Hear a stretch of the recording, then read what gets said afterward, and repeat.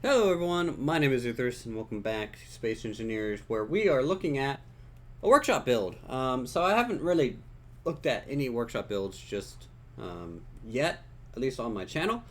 And I figure that, I do create a lot of things myself, but it's always good to look at other people's things, what people are building, and trying to get inspiration for one, and then also promote the community because I'm part of it. And, anything that I can do to help showcase some people's great works and get them kind of noticed and downloaded. In my opinion, I think that's great, and everyone kind of helps each other out in this aspect, and so here we are. So what I'm looking at right now is a large ship, but it's kind of a small, compact design. It's a heavy fighter. It is called the Eclipse, and it is made by Uthris 7. I think the J is a little soft on there, but not sure. And it uses no mods or anything like that. And the reason I like it so much is, one, the cockpit I love. I just love this streamlined look and how kind of low profile it has. And the fact that it looks, in my opinion, a lot like a Python from Elite Dangerous. I don't know if that was his direct inspiration for it or not, but he was. I didn't see any mention of it when I was skimming through the kind of description on the Steam Workshop. There will be a download link below so you guys can see it on your own. And the nice thing is, since it doesn't use any mods, everyone can use it. And the color scheme's nice and neutral and really soft. It's just this white, kind of a neutral bluish gray, and then normal kind of flat gray on kind of other areas to just bring a third color in.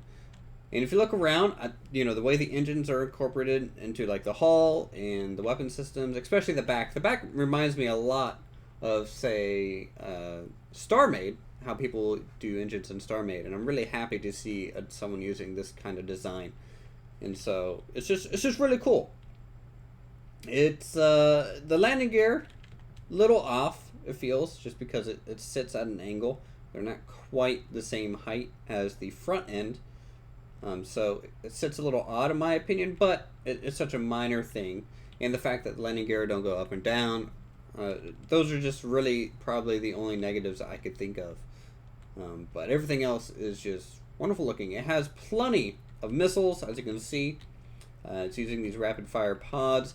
And then it has some defensive turrets as well on the top. I don't believe there's any defensive weaponry on the bottom. No, it's an attack craft, so you wouldn't expect too many defenses on the bottom, as it's going to be trying to use its maneuverability to its advantage, especially for its size.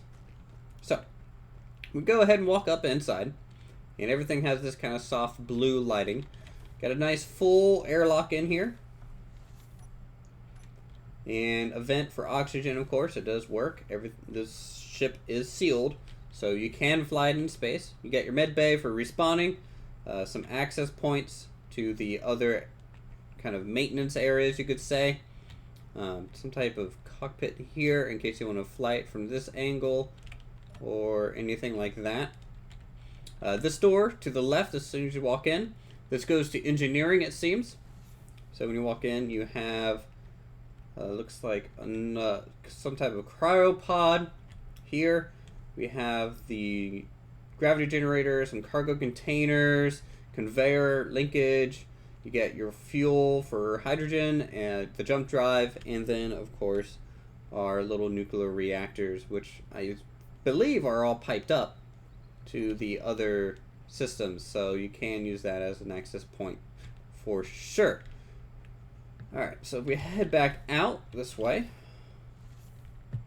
and go through the other door, this goes straight up to the cockpit area. It's a very nice, simple, and clean design. It's straight to the point, which is another reason why I really like it. It's not fussing about with anything. It's just, hey, this is what you get. So, yeah, plenty of visual range in the cockpit here. You're going to be able to see pretty much every direction around you. Another bonus. Now, the off-center cockpit is actually a little bit reminiscent of say maybe a Fertilance from Elite Dangerous, or maybe the Python as well, since it's a two-seater, doesn't have a direct center cockpit. And so I feel pretty much at home when I'm in this thing. And I'm going to go ahead and turn on my inertial dampeners, and that's going to level this out pretty much instantly. And we'll see how quickly this thing can handle. Now, it is a little interesting for sure to fly this thing. It flies fairly solid and has different flight modes. So the first flight mode is flight assist on and off.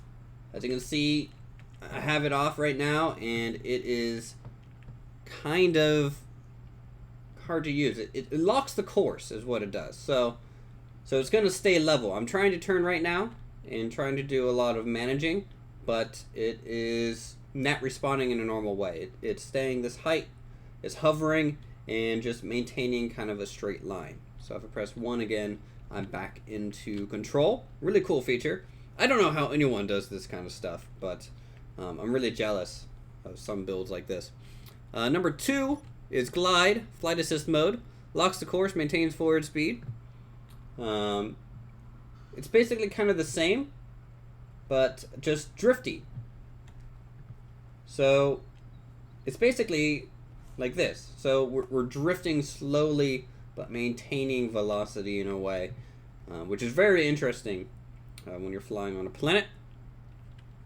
Number 3 here is hover mode, which is basically fairly normal. You know, it's going to try and stop the ship and keep it keel and level at this point.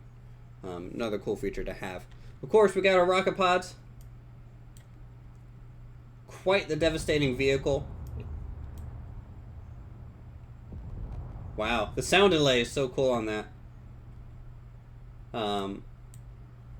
Boom. Wow. Okay, so that's really cool. That's very effective. Its main weapons, of course, are the rocket pods. The turrets are kind of just on and off. There's its 2 states, and they're just for light defense, I'm sure. You can also turn on and off the side thrusters and things like that if you're in space maybe and you want to conserve fuel. And then, of course, we have a jump drive, which is 9, but we have to be out of the Earth's gravity here to actually engage that. So it performs really well. I'm actually quite pleased with the design.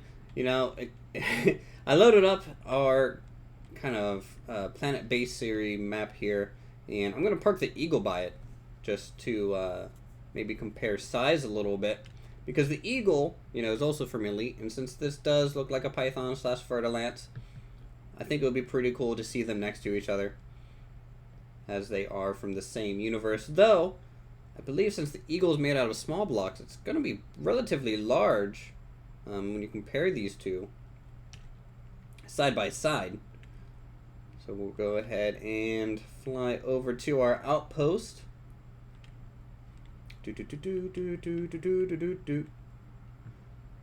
Alright.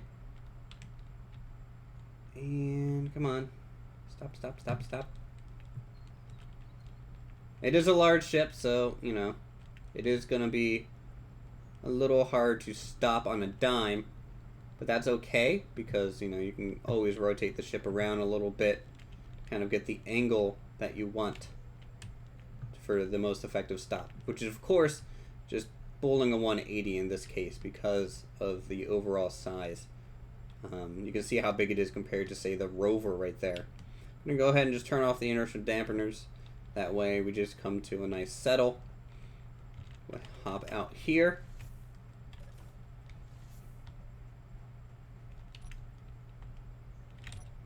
And you can see, just size comparison wise, it is fairly large. Alright, and I'm going to hop in a little Eagle here. And take that out. Alright. And look, it's so cool to see these kind of things side by side. Actually, the Eagle's much smaller compared to it than I remember, so it looks good. It's a really good ship. So, good job from the, mod creator, Ura7. And if you guys are interested in testing out the ship yourself, using it in your own worlds, download link in the description down below. Go ahead and leave a comment on what you guys think, because I think it's wonderful. And also, if there's anything that you guys want me to check out on the workshop, make sure to let me know as well. So until then, I'll see you guys in the next episode.